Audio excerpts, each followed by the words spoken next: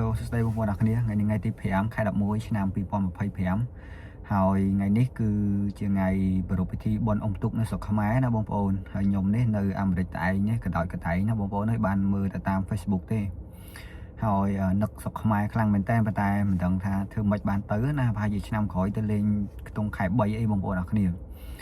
ហើយនៅក្នុងវីដេអូនេះគឺខ្ញុំនឹងធ្វើការចែកម្លែកបងប្អូនអរគ្នាថាតើយើងមានវីសាប្រភេទអីខ្លះដើម្បី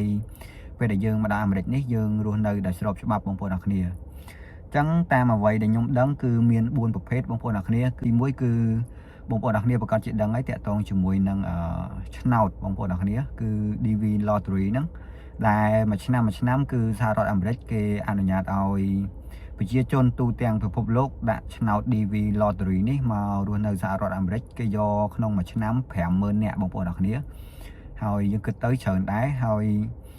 ជាមធ្យមតាមអ្វីដែលខ្ញុំឆែកក្នុង Google គឺខ្ទង់800ទៅ1000នាក់អ្នកនៅស្រុកខ្មែរយើងដែលជាប់ណាបងប្អូនអញ្ចឹងយើងគិតទៅច្រើនដែរប្រជាជនយើង7 10លាននាក់ហើយឥឡូវហើយមួយឆ្នាំយើងបាន1000នាក់អីក៏គិតថាច្រើនដែរបងប្អូនអរគ្នាហ្នឹងហើយសម្រាប់ឆ្នាំនេះគឺគេអត់ទាន់បើកទេបងប្អូនអរគ្នា DV Lottery ណារាល់ឆ្នាំគេបើកហើយប៉ុន្តែឆ្នាំនេះគេ delay ដោយសារអីដោយសារតែលើកនេះគេចង់យកថ្លៃសេវា1រៀលអីចឹងណាបងប្អូនអញ្ចឹងទៅ website គេត្រូវការពេលវេលាដើម្បីគេកែប្រែ update វាឲ្យកាន់តែល្អជាងមុន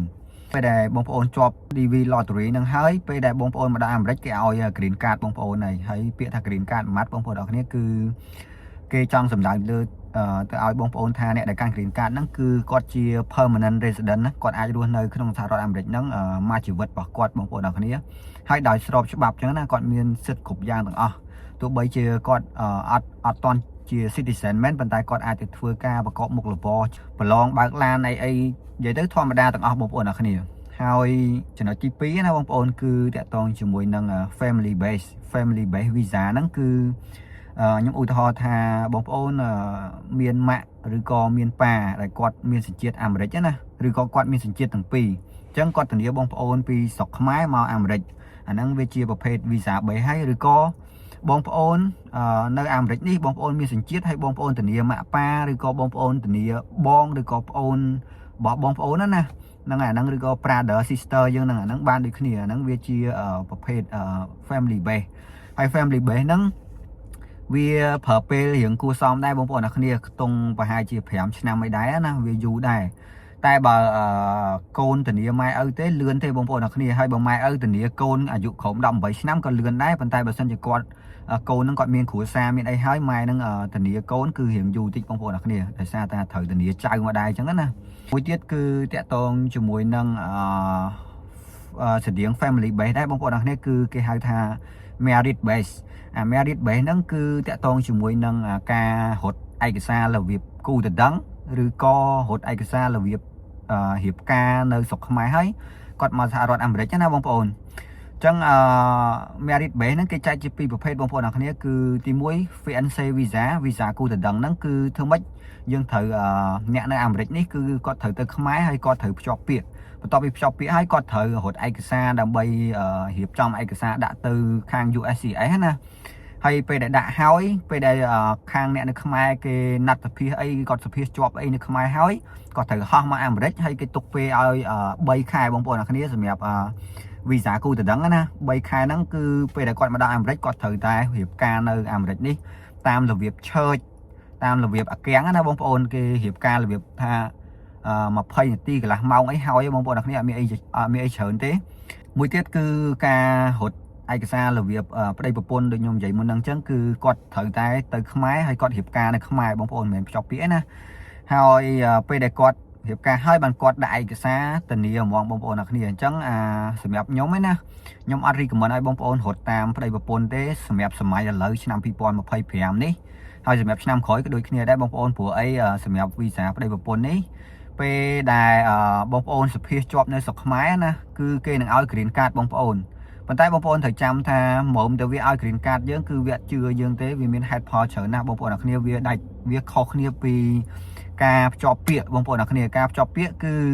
ពេលដែលអ្នកនៅខ្មែរគាត់សភាជាប់ក៏ដោយគេអត់ទាន់ឲ្យ green card គាត់ទេគាត់ត្រូវតែមកបន្តប្រសេសនៅក្នុងសហរដ្ឋអាមេរិកដូច្នេះហើយខាងមន្ត្រីកុងស៊ុលនៅសហរដ្ឋនៅភ្នំពេញនេះគឺគេអត់ពិបាក គេអត់តឹងរឹងមួយអ្នករត់ឯកសាររបៀបភ្ជាប់ពាក្យប្រហែលទេបងប្អូនអ្នកគ្នាព្រោះអីគាត់ត្រូវគេដឹងថាគាត់នឹងមកអាមេរិកគាត់ត្រូវរត់ឯកសារម្ដងទៀតប៉ុន្តែសម្រាប់អ្នកប្តីប្រពន្ធគឺបើសិនជាគាត់សភាជាប់គេនឹងឲ្យ green card គាត់អញ្ចឹងបងប្អូនអ្នកគ្នាគឺពិបាកចូលបន្តិចសម្រាប់វីសាប្តីប្រពន្ធណាហើយសម្រាប់ការរត់ឯកសារហ្នឹងក៏វារៀងយូរជាងវីសាគូដណ្ដឹងដែរបងប្អូនអ្នកគ្នាប៉ុន្តែវាមានចំណុចល្អដែរបងប្អូនអ្នកគ្នាបើសិនជាបងប្អូនរត់របៀបប្តីប្រពន្ធគឺអស់លុយរៀងតិចជាងអញ្ចឹងណាបើរត់របៀបគូដណ្ដឹងគឺត្រូវមកនេះចាយលុយដើម្បីរៀបការភ្ជាប់ពាក្យរត់ឯកសារម្ដងទៀតអញ្ចឹងទៅបងប្អូនអ្នកគ្នាប៉ុន្តែវាប្រើពេលលឿនដើម្បីឲ្យអ្នកនៅខ្មែរមកដល់អាមេរិកហើយចំណុចទី4ក៏ជាចំណុចចុងក្រោយដែរបងប្អូនអ្នកគ្នាគឺតកតងជាមួយនឹងវីសាប្រភេទអ្នកមកធ្វើការណាឬក៏គេហៅថា employment base ហ្នឹងគឺគេអនុញ្ញាតឲ្យអ្នកនៅស្រុកខ្មែរហ្នឹងគាត់មកធ្វើការនៅសហរដ្ឋអាមេរិកណាហើយអ្នកដែលធានាពួកគាត់មកបានហ្នឹងគឺភាគច្រើនគឺជាក្រុមហ៊ុនបងប្អូនអ្នកគ្នាគឺក្រុមហ៊ុនហើយក្រុមហ៊ុនហ្នឹងរបៀបថាជា professional ក្រុមហ៊ុនណាបងប្អូនមានន័យថាវាជា official ក្រុមហ៊ុនដូចធនាគារដូចក្រុមហ៊ុន Apple អីអញ្ចឹងណាបងប្អូនវាមិនមែនជាក្រុមហ៊ុនរបៀបថាយើងឯកជនលក់ដូណាត់លក់អី 7-Eleven អីចឹងទេបងប្អូនអ្នកគ្នាហើយវាអនុញ្ញាតឲ្យអ្នកនៅស្រុកខ្មែរគាត់មកធ្វើការនៅស្រុកនេះហើយពេលដែលគាត់ដល់រយៈពេលណាមួយគេនឹងឲ្យ green card គាត់ណាបងប្អូនអ្នកគ្នាហើយវាកម្របងប្អូនអ្នកគ្នាវាអត់សូវមានច្រើនទេព្រោះអីនៅស្រុកនេះគេអត់ចង់ចំណាយលុយទៅលើការជួលបុគ្គលិកពីក្រៅប្រទេសមកចូលក្នុងស្រុកអាមេរិកទេបងប្អូនអ្នកគ្នាគឺពួកគេព្យាយាមរកអ្នកនៅក្នុងសហរដ្ឋអាមេរិកហ្នឹងជាជាងរកអ្នកនៅក្រៅប្រទេសណាវាស្រួលជាងគេចំណាយលុយឬក៏គេអត់ដឹងប្រភពយើងច្បាស់លាស់អញ្ចឹងគេអត់សូវហ៊ានទេបងប្អូនអ្នកគ្នាហើយហ្នឹងហើយនៅក្នុងវីដេអូនេះគឺមានតែ4ចំណុចហ្នឹងទេបងប្អូនអ្នកគ្នាគឺទី1 DV lottery ហើយទី2គឺតាក់ទងជាមួយនឹង family base ហើយទី3គឺតាក់ទងជាមួយនឹង merit base ហើយ merit base ហ្នឹងមានជា2ហ្នឹងខ្ញុំប្រាប់បងប្អូនមុនហ្នឹងហើយចុងក្រោយគឺ employment base ចំណុចទាំង4នេះគឺមានតែ4ហ្នឹងទេដែលបងប្អូនទាំងអស់គ្នាមកសហរដ្ឋអាមេរិកហើយទទួលបាន green card ដែលយើងអាចនិយាយបានថាមកសហរដ្ឋអាមេរិកដោយស្របច្បាប់ហើយយើងរស់នៅអត់មានពេលវេលាកំណត់ណាដូចជា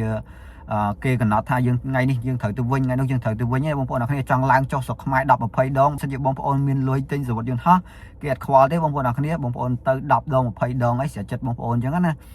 ហើយនៅក្នុងវីដេអូនេះគឺខ្ញុំមានតែប៉ុណ្្នឹងឯងបងប្អូនអ្នកគ្នាបើសិនជាមានចង្អល់អាចខមមិនសួរខ្ញុំនៅខាងក្រោមនេះបានហើយអរគុណបងប្អូនអ្នកគ្នាសម្រាប់ការទស្សនាហើយខ្ញុំនឹងជួបបងប្អូនអ្នកគ្នានៅក្នុងវីដេអូក្រោយទៀត